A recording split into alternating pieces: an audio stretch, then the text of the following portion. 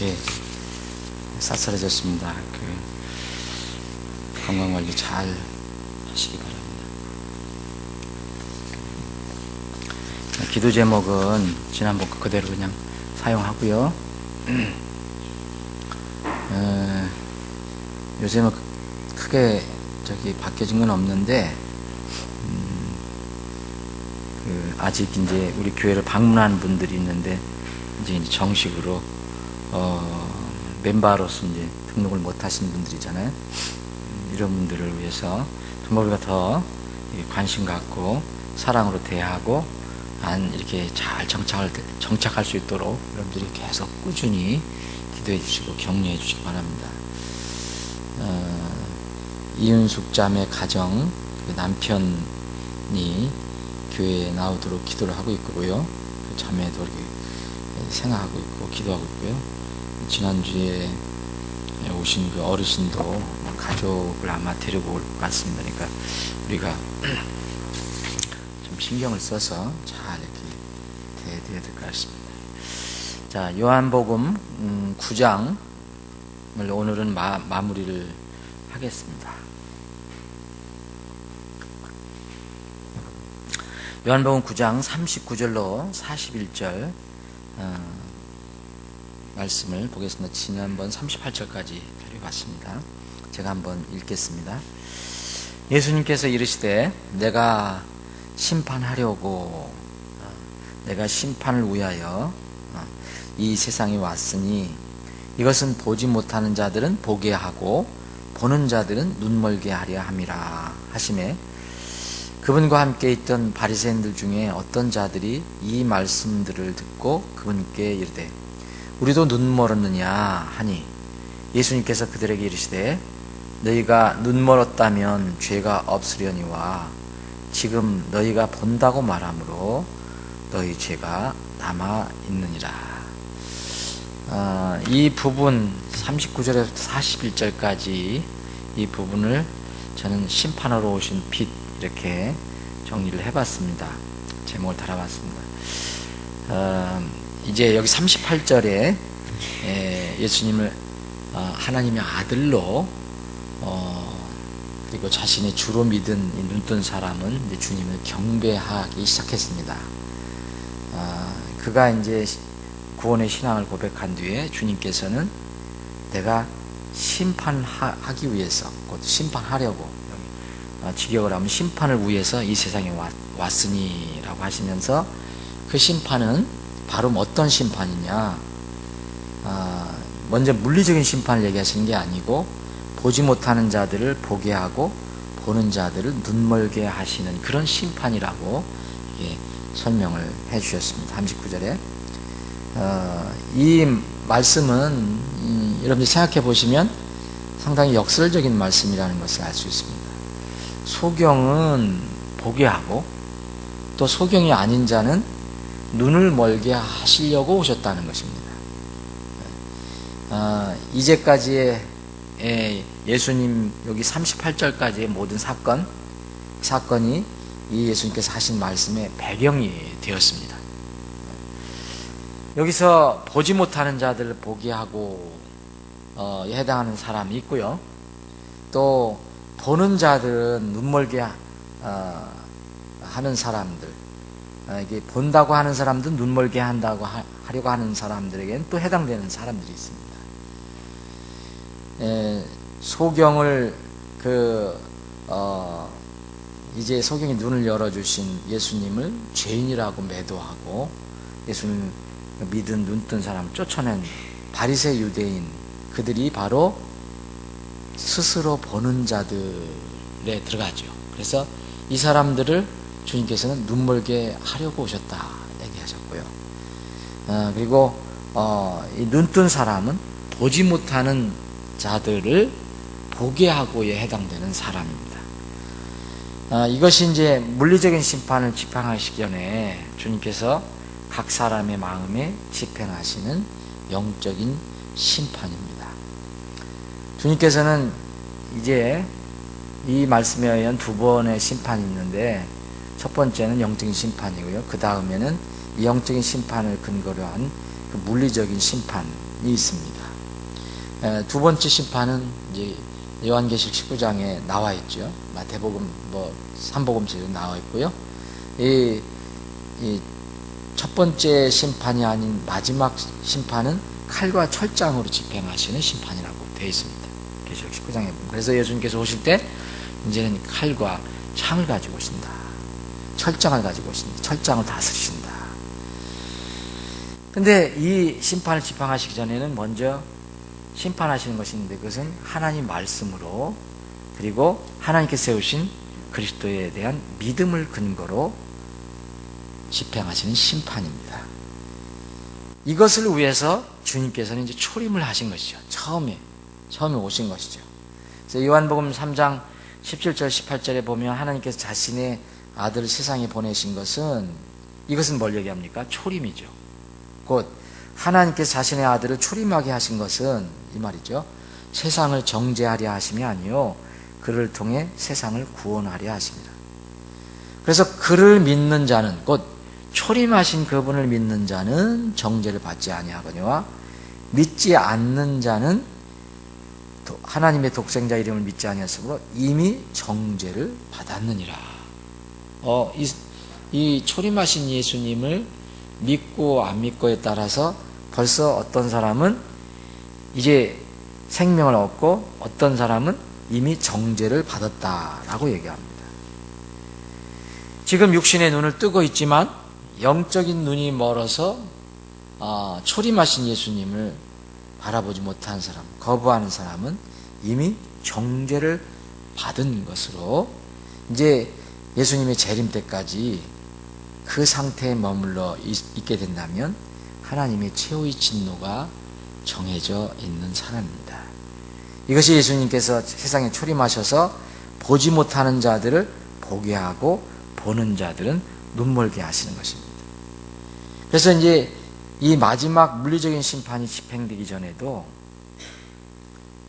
이미 물리적인 심판이 집행되기 전에도 그건 시간 문제고, 아들을 믿는 자에게는 영존한 생명이 있고 아들을 믿지 않는 자는 생명을 보지 못하고 도리어 하나님의 진노가 그 위에 머물러 있는 상태가 되는 것입니다.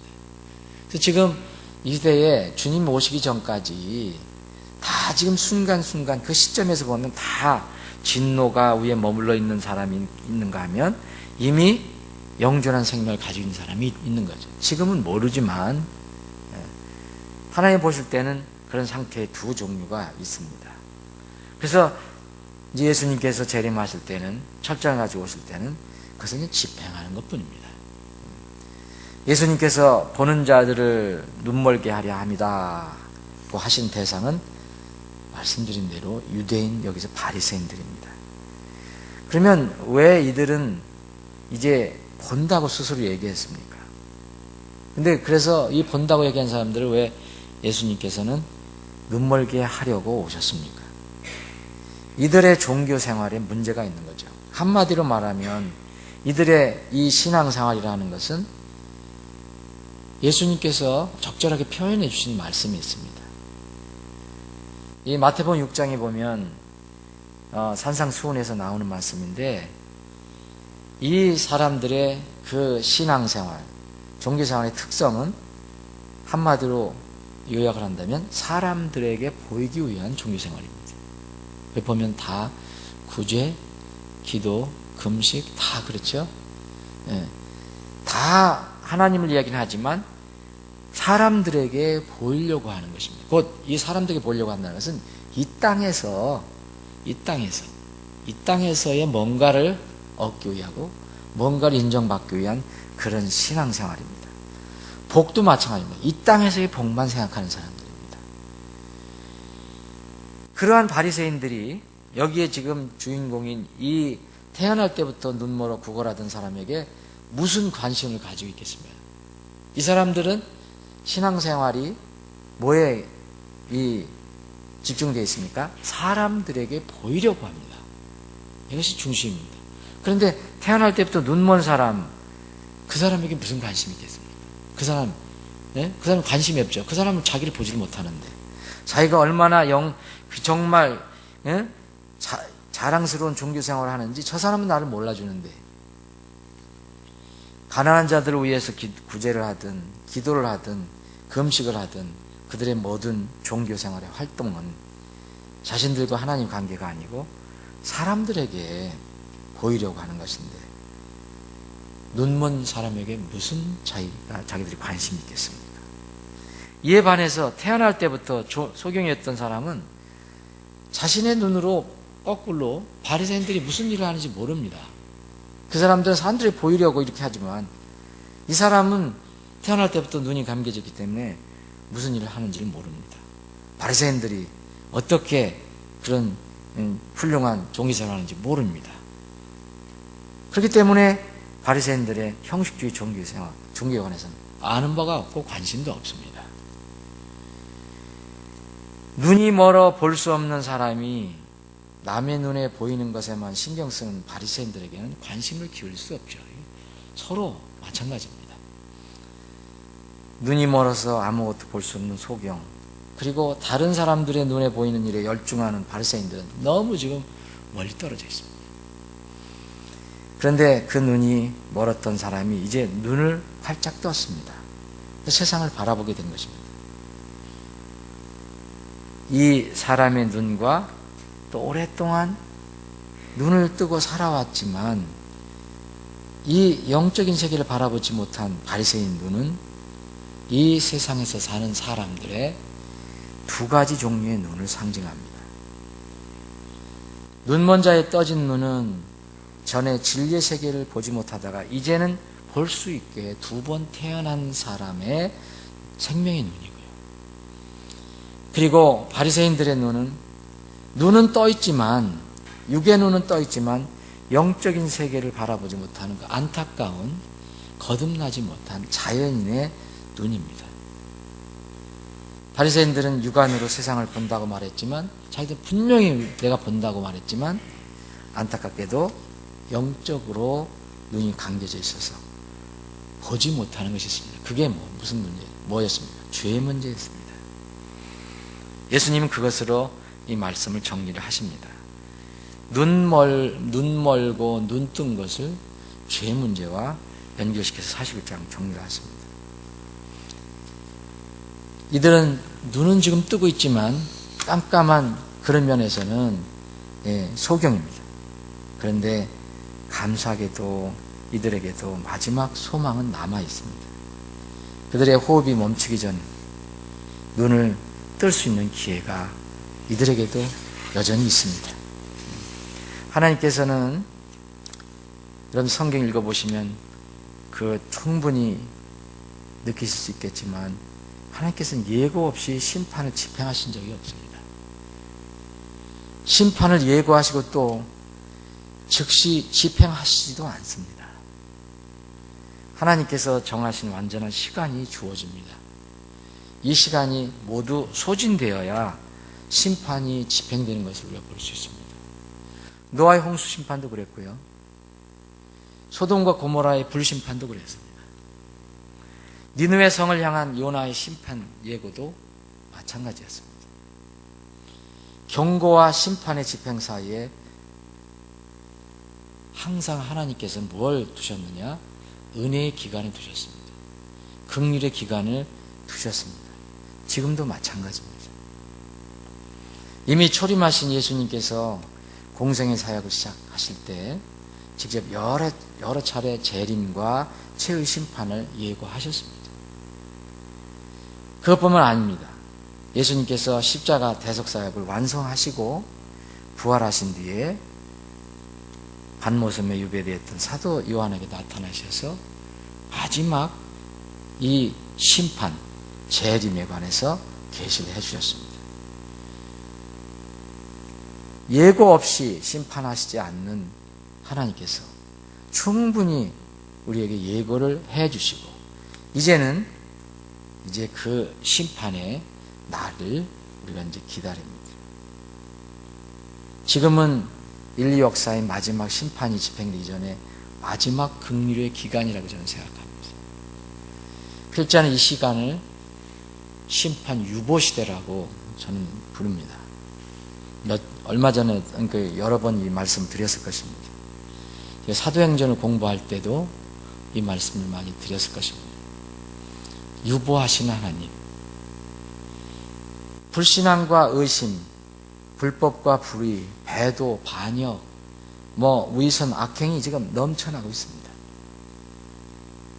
그런데 하나님의 심판이 지금 즉각 떨어지지 않습니다. 그러나 심판이 집행되지 않는다고 해서 그대로 넘어가는 것은 아닙니다. 주님께서 다시 오실 때까지 유보가 된 것뿐입니다. 요한복음 12장 48절에 잘 아시는 말씀도 바로 또 교훈도 거기에 들어있습니다. 여기에 몇 가지 교훈이 들어있지만 나를 거절하고 내 말들 받아들이지 아니하는 자에게는, 근데 이거는 뭐냐면 지금을 얘기하죠. 그때 당시 지금. 근데 심판하는 이가 있으니 곧 내가 한 말 바로 그 말이 언제 하느냐, 마지막 날에 그를 심판을 했습니다. 마지막 날. 여기서 현재와 마지막 날에 기간이 있습니다. 그때 당시 예수님 계셨을 때 예수님 말을 받아들이지 않은 자는 즉각 심판을 받지 않았습니다. 그러나 그 상태에서는 진노가 항상 머리 위에 있었던 거죠. 그런데 이 집행이 언제 일어나냐? 마지막 날에 일어나게 됩니다. 많은 사람들이 이 유보시대의 의미를 모르고 있습니다. 그래서 이 의미를 몰라서 거룩하신 하나님을 오해합니다. 무능력하고 무관심한 하나님으로 오해합니다. 그래서 무시하며 살아갑니다. 그런데 사람들이 모른 채 한다고, 무시한다고 앞으로 반드시 집행될 심판이 없어지는 것은 아닙니다. 지금은 누가 지혜로운지, 누가 지혜로운 사람인지, 누가 어리석은 사람인지 잘 드러나지 않습니다. 그러나 이제 드러날 때가 옵니다. 곧 유보시대가 끝날 때입니다. 이 내용은 우리가 마태복음 25장에서 찾아볼 수 있습니다. 신랑을 기다리던 열처녀의 비유, 바로 지금 이 시대에 적용되는 비유입니다. 여기에 지금과 마지막 그 심판과의 사이의 긍휼 기간이 뭡니까? 신랑을 기다리는 기간입니다. 은혜의 기간이 그겁니다. 그런데 그 은혜의 기간, 긍휼의 기간이 끝날 때가 옵니다. 그 끝나는 시간은 무슨 사인이 있느냐, 무슨 소리가 울려 퍼지냐? 신랑이 온다. 열처녀가 기다리던 그 신랑, 바로 신랑이 온다는 소리가 울려 퍼졌을 때 그 열처녀는 지혜로운 5처녀와 어리석은 5처녀로 나누어지게 됩니다. 그들은 서로 다른 운명이 드러나게 됩니다. 그때까지는 다 열처녀, 서로 구별이 안 되는, 세상에서 보면 똑같은 하나님을, 똑같은 예수님을 기다린, 그리스도를 기다린, 신랑을 기다린 사람들처럼 보였습니다. 그런데 그들의 운명은 이제 나누어지게 됩니다. 그것도 영원한 운명입니다. 저는 지금 신랑이 온다는 그런 천사장의 소리, 그 하나님의 나팔 소리가 울려 퍼지기 직전 마지막 유보시대라고 믿습니다. 우리는 이 유보시대에 살아가고 있습니다. 저는 그 이른바 이 여러 가지 영적인 배우, 음모 사건 이런 거, 배경 이런 거에 대해서 그렇게 관심이 없습니다.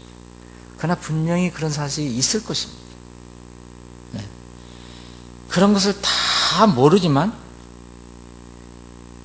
그것을 다 몰라도 우리는 이 배경에서 우리가 알지 못하는 것, 엄청난 일들이 일어나고 있고, 또 그때가 때가 온다는 것을 저는 압니다. 많은 사람들이 저에게 좋은 자료 보내주고, 세상이 이렇게 돌아간다, 어떻게, 미국이 어떻게 된다, 세계 정부가 어떻게 돌아간다, 여러 가지 얘기하지만, 사실 저는 그 내용들을 다 잘 모릅니다. 그리고 실제로 그렇게 100% 될지 안 될지 모릅니다. 그러니까 분명한 것은, 이것은 뭘 얘기하느냐? 이 시대가 영원히 계속되지 않는다는 것입니다. 분명히 우리는 이 유보 시대에 지금 살아가고 있습니다. 근데 어떻게 살아가고 있는가? 은혜와 긍휼의 유보 시대가 끝나고 이어질 이 무서운 심판의 시대를 우리가 잘 준비하며 살아가고 있는가? 이것이 늘 우리 자신을 향해서 질문해야 합니다. 오늘 요한복음 9장을 이제 마무리를 합니다. 우리가 요한복음 9장은 제목을 이렇게 제가 달았을 것입니다. 태어날 때부터 눈먼 사람, 이렇게 제가 제일 처음에 9장을 그렇게 제목을 달았었는데, 이 말씀을 마무리하면서 우리가 보면 요한복음 9장의 제목을 이렇게 달더라도 주제는 사실 사람의 눈입니다. 사람의 눈. 어떤 눈인가?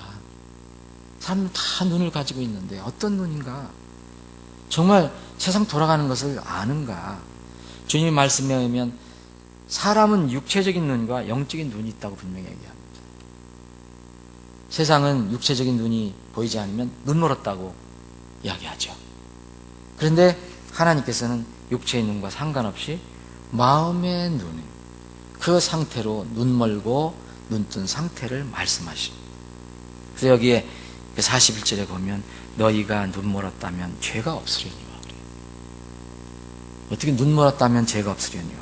그리고 너희가 말한다고 하니까, 아니 너희가 본다고 하니까 너희 죄가 남아있다 라고 얘기합니다. 너희가 눈멀었다면 죄가 없으려니와, 이 말씀은 자신이 하나님의 뜻을 행할 수 있는 능력이 없음을 인정하면 곧 눈이 떠진다는 겁니다. 정말 그 세계를 바라볼 수 있습니다. 곧 자신이 눈이 멀었다는 걸 인정하면 하나님은 정죄하지 않으십니다. 여러분, 어린아이는 어떻게, 왜 어린아이는 누구나 하나님 왕국에 들어갈 수 있다고 말씀했습니까?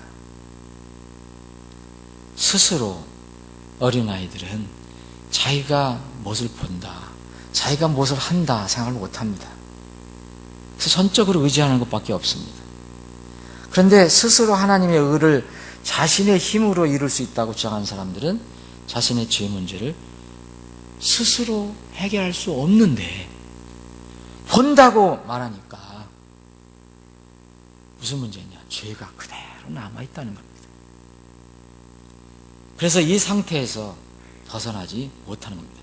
죄 문제를 해결하지 못하면 그 운명은 불행한 것입니다. 영원히 정죄의 심판의 상태를 벗어나지 못하는 것입니다. 예수님께서 초림하신 목적, 예수님께서 오신 목적은 분명히 정리가 됐습니다. 사람들의 육안의 상태가 어떠하든 간에 태어날 때부터 눈이 먼 사람도 상관없이 영적인 눈을 뜨게 하시는 것입니다. 근데 많은 사람들이 영적인 눈에 관심이 없습니다. 사랑하는 여러분과 저는 주님의 은혜로 예수님, 빛이신 예수님 앞에 가서 우리가 영적인 세계를 바라볼 수 있는 그런 눈을 떴습니다. 내가 눈먼 죄인이라는 것을 깨달은 적이 있습니다.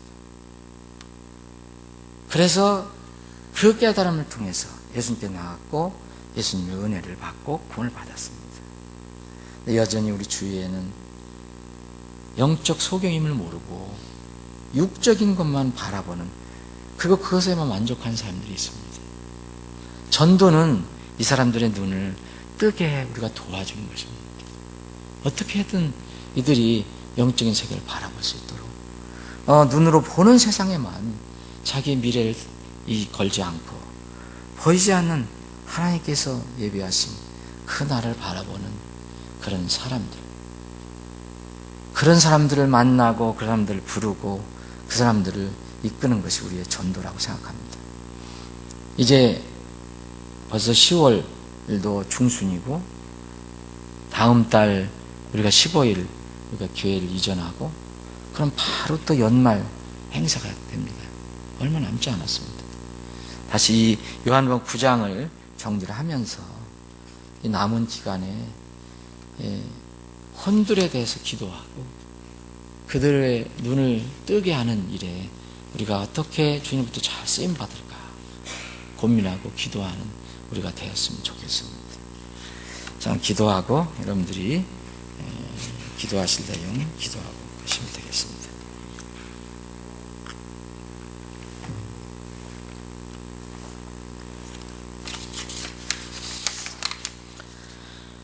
아버지 은혜를 감사합니다. 날씨가 많이 이제 쌀쌀해졌지만 주님, 저희들 마음은 늘 주님의 그 말씀으로 인해서 뜨겁습니다. 주님의 사랑으로 인해서 우리 마음은 늘 따뜻합니다. 주님께서 우리에게 이런 은혜를 베풀어 주심을 참으로 감사합니다. 주님, 세월은 바뀌고 계절은 바뀌어도 우리가 주님을 향한 그 사랑은 변함이 없습니다. 주님을 향한 열정과 주님을 향한 충성은 저들이 변할 수 없습니다. 우리가 이 길을 가는데 부족함이 없도록 주님께서 저희들에게 믿음을 더해 주시길 원합니다. 믿음을 더 증가시켜 주시기를 원합니다. 오늘도 주님께서 이제 명령하신 대로 구하기 위해서, 찾기 위해서, 두드리기 위해서 이 자리에 모였습니다. 주님께서 약속하신 대로 이제 구하는 자에게 주시고 또 찾는 자에게 찾게 하시고 두드리는 자에게 열어주실 것을 믿고 기도합니다. 국가와 민족을 위해서 우리가 기도했고 우리가 섬기고 속한 우리 교회의 이 발전을 위해서 저희들이 기도했습니다. 이 기도는 우리의 날마다의 삶 속에서 나오는 기도가 되기를 간절히 원합니다. 최근에 우리 교회를 방문하는 이제 가정들이 있습니다. 저들이 평안하게 교회에 잘 정착할 수 있도록 진리의 말씀으로 저들을 위로해 주시고 우리는 그 진리의 말씀과 사랑을 잘 전달해 주는 매개체가 될 수 있도록 도와주시길 원합니다. 우리 교회가 그리고 다른 동지침례교회일과 연합해서 공적 성경 사역을 진행하고 있습니다. 힘들고 어려운 일이지만 꼭 누군가는 또 어느 단체든 이 일은 해야 할 일입니다. 그래야만 우리가 큰 짐을 덜 것입니다. 주님, 통일을 대비해서라도 이 사역은 잘 이루어져야 합니다. 주님, 지혜가 필요하고 능력이 필요하고 인적 자원이 필요하고 또 물질도 필요합니다. 주님께서 이 사역이 잘 이루어질 수 있도록 도와주시길 원합니다. 멀리 이 선교지에 수고하시는 선교사들을 기억해 주옵소서. 특별히 시리아에서 이제 목숨을 걸고 이 아랍어 성경을, 아랍어로 번역된 성경을, 신약 성경을 곳곳에 중동 지역에 이제 보내는 그 바라우디 선교사의 그 수고에 열매가 있게 해주시길 원합니다. 그리고 그 시리아, 내전이 일어난 시리아에 안정을 주셔서 이 선교사님이 사역을 더 안전하게 잘 감당할 수 있도록 도와주시길 원합니다. 바라우디 선교사님의 안전과 그 가정의 안전을 지켜주시고 그가 돕는 지하교회들 안전을 지켜주시길 간절히 원합니다. 영혼 구원을 위해서 기도하는 우리 지체들의 기도를 들어주셔서 부모, 가족, 친척, 이웃, 지인 이 모든 아직도 영적인 눈을 뜨지 못한 영혼들을 긍휼히 여겨주셔서 저들이 주님을 바라볼 수 있는 그런 눈이 떠지게 하여 주시기를 원합니다. 육신이 연약한 지체들 치료해 주시고 강건한 몸으로 주님의 영광을 쓰임받게 하여 주옵소서. 생업을 위해서 애쓰는 그 지체들, 그 생업을 주님께서 복 주시고 배우자를 위해서 기도하는 지체들, 그리고 군복 많은 지체들, 공부하는 지체들, 출산 준비하는 가정도 지켜주시고 멀리 타지에서 우리 모임을 사모하며 그곳에서 살고 있는 지체들 그 기도도 들어주시길 원합니다. 아버지 하나님, 오늘 사랑하는 지체들이 나와서 기도합니다. 이곳에서 나와서 기도하는 저들의 기도를 들어주십시고, 또 이 자리에 참석하지 못했지만 이 자리를 기억해서 있는 곳에서 기도하는 그 지체들의 기도도 들어주시길 간절히 원합니다. 주님께서 우리의 기도를 들어주시고 이루어주실 줄 믿고 감사드립니다. 거룩하신 예수님의 이름으로 기도합니다. 아멘.